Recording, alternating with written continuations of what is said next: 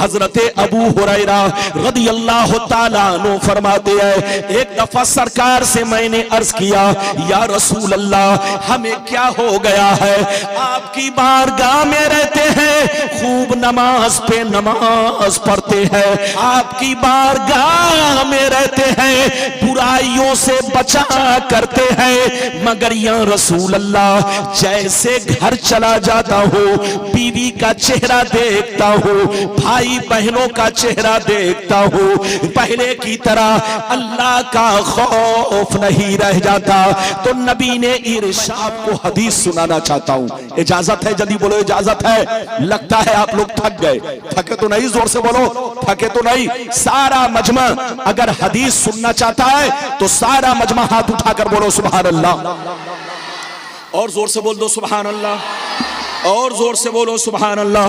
माशाअल्लाह, गौर से सुनो, तिरमिज़ी शरीफ जिल्दे सानी बाबो सिफतिल जन्ना सफ़ा नंबर 79, अन अबी हुरैरता क़ाल क़ुलना या रसूल अल्लाह मा लना इज़ा कुन्ना इंदका रक़्क़त क़ुलूबुना व ज़हदना व कुन्ना मिन अहलिल आखिरा फ़इज़ा ख़रजना मिन इंदिका फ़ानसना अलीना व शममना औलादना अन करना अनफुसना।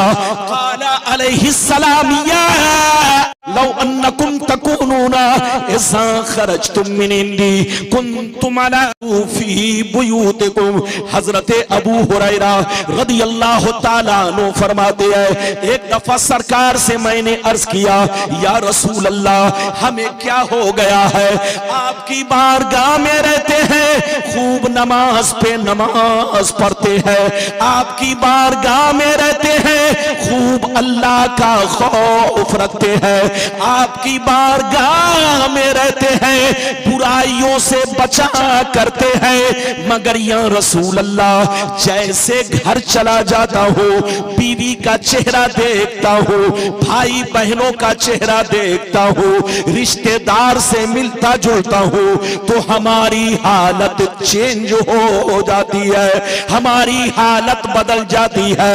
हम पहले की तरह नमाज नहीं पढ़ पाते, पहले की तरह बुराइयों से नहीं बच पाते, पहले की तरह अल्लाह का खौफ नहीं रह जाता।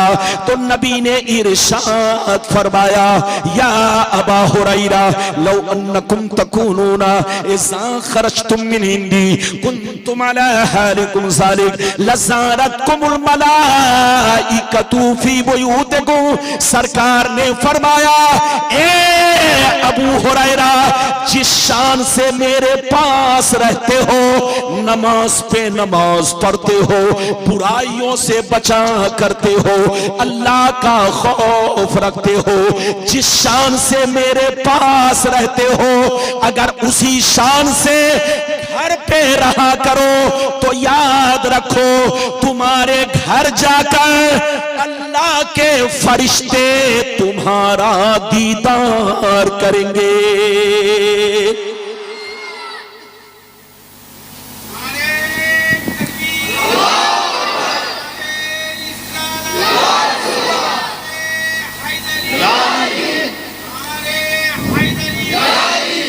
कितने लोगों ने हदीस सुन लिया? हाथ उठाकर बोलो सुभान अल्लाह, और जोर से बोलो, और जोर से बोलो सुभान अल्लाह। तो बहुत तेज बोल रहे हैं, लेकिन ये बताइए कि मेरी तकरीर समझ रहे हैं कि नहीं? हाथ उठाकर बोलो माशाअल्लाह। लोग कहते हैं बंगाल का आदमी उर्दू नहीं समझता है, ये गलत है। जो ऐसा कहे उसको कहो मौलाना बंद करो, है कि नहीं? बंगाल का आदमी उर्दू समझता है। बच्चे को बैठाइए, ये बताइए अबू हुरैरा ने क्या कहा, फिर से सुनो। अबू हुरैरा ने कहा, सरकार आपके पास रहता हूं तो खूब नमाज पढ़ता हूं, आपके पास रहता हूं तो खूब नमाज पढ़ता हूं, बुराइयों से बचता हूं, सीने में अल्लाह का खौफ भी रखता हूं। लेकिन हुजूर, जब मैं घर जाता हूं, जैसे बीवी का चेहरा देखता हूं, बच्चों का चेहरा देखता हूं, माँ बाप को देखता हूं, तो ए अल्लाह के रसूल, मैं सब भूल जाता हूं, पहले वाली हालत नहीं रहती। तो नबी ने कहा, अबू हुरैरा, जिस तरह मेरे पास रहते हो, जिस तरह मेरे पास रहते हो अगर उसी तरह घर पे रहो तो आसमान के फरिश्ते तुम्हारे घर जाकर तुम्हारे चेहरे को देखा करेंगे, तुम्हारे चेहरे की जियारत करेंगे, तुम्हारे चेहरे का दीदार करेंगे। इधर देखिए, जब मुसलमान का बच्चा इधर देखिए चोरी करने जाता है तो उसको देखने शैतान आता है।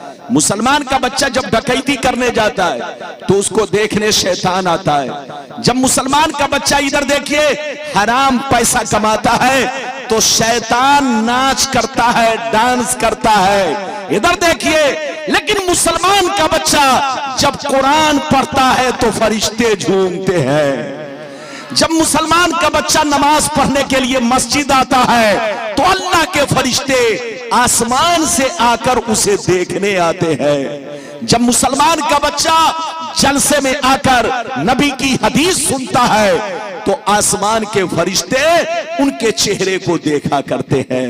ऐ पीरपुर बंगाल के मुसलमान, वो काम मत करो कि तुमको शैतान देखे, वो काम करो कि तुमको फरिश्ते देखे।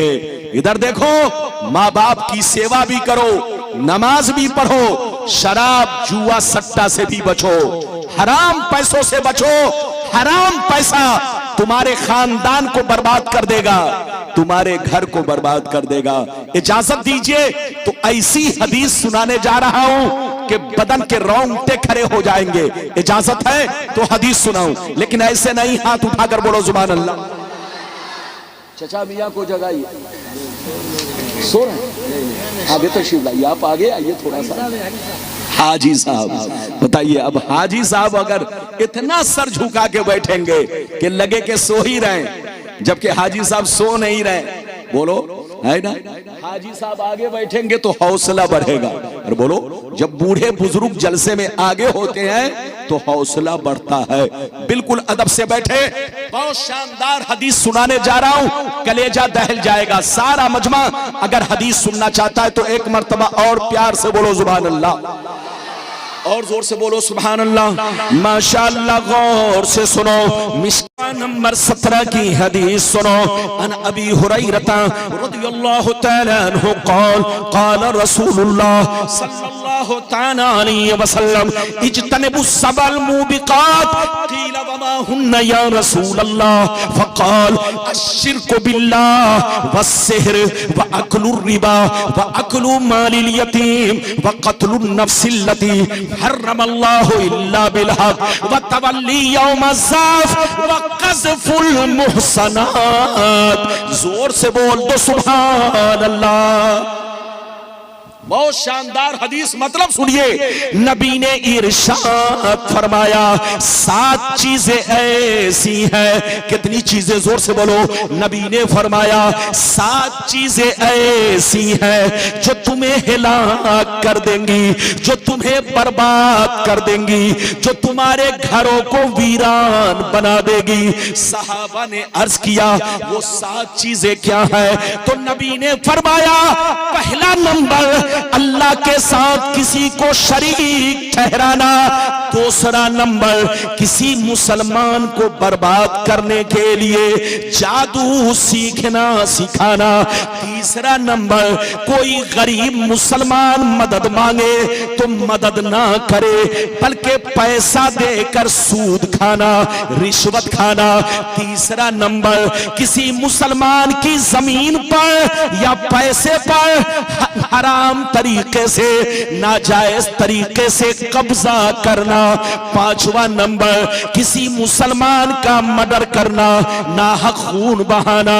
छठवां नंबर दीन की बात आ जाए तो पीठ दिखा कर भागना, सातवां नंबर पाक दामन मर्द या औरत पर झूठा इल्जाम लगाना, झूठा इल्जाम लगाना। 7 चीजें ऐसी है जो तुम्हें हिलाक कर देंगी, जो तुम्हें बर्बाद कर देंगी, जो तुम्हारे घरों को वीरान बना देगी। इसलिए शिर्क से तौबा करो, जादू से तौबा करो, रिश्वतखोरी से तौबा करो, सूद से तौबा करो, मुसलमानों की जमीन पर नाजायज कब्जा करने से तौबा करो, आपस में खून बहाने से तौबा करो। नबी फरमाते हैं अल्लाह बड़ा मेहरबान है, बड़ा रहीम है। अगर तुम तौबा कर लोगे तो अल्लाह तुम्हारे गुनाहों को माफ कर देगा।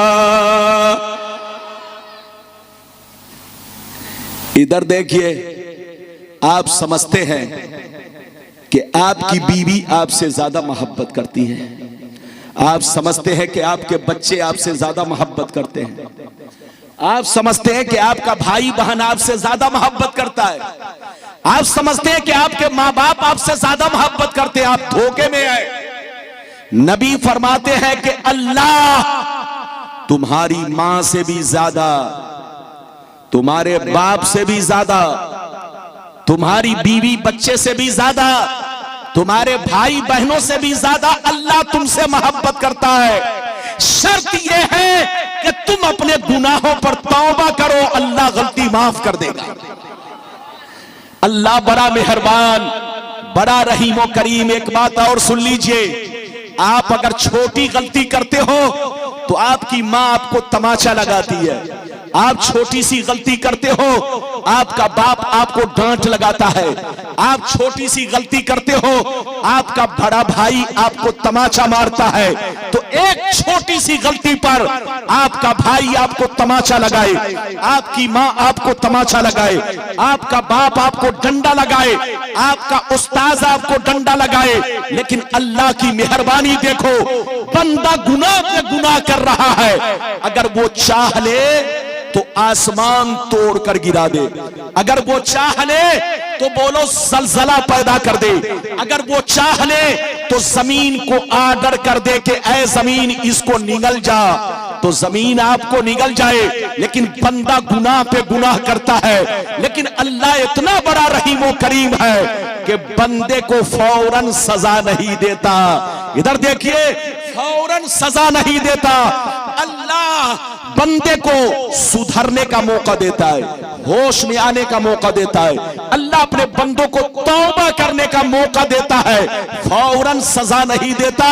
अल्लाह अपने बंदों को होश में आने का मौका देता है, तौबा करने का मौका देता है, सुधरने का मौका देता है। जब बंदा नहीं सुधरता, जब बंदा तौबा नहीं करता, तब अल्लाह अपनी रस्सी को खींच लेता है, फिर उसकी बर्बादी शुरू हो जाती है, फिर दुनिया की कोई ताकत उसको बचा नहीं सकती। इसलिए ये मत सोचना कि मैं शराब पी रहा हूं मुझको कुछ नहीं हो रहा है। अबे पगला, ये उसकी रहीमी करीमी है कि तुमको होश में आने का मौका दे रहा है, तौबा करने का मौका दे रहा है। लेकिन जब गुनाह हद से बढ़ेगा तो अल्लाह रस्सी को खींचेगा, फिर तुमको कोई बचा नहीं सकता।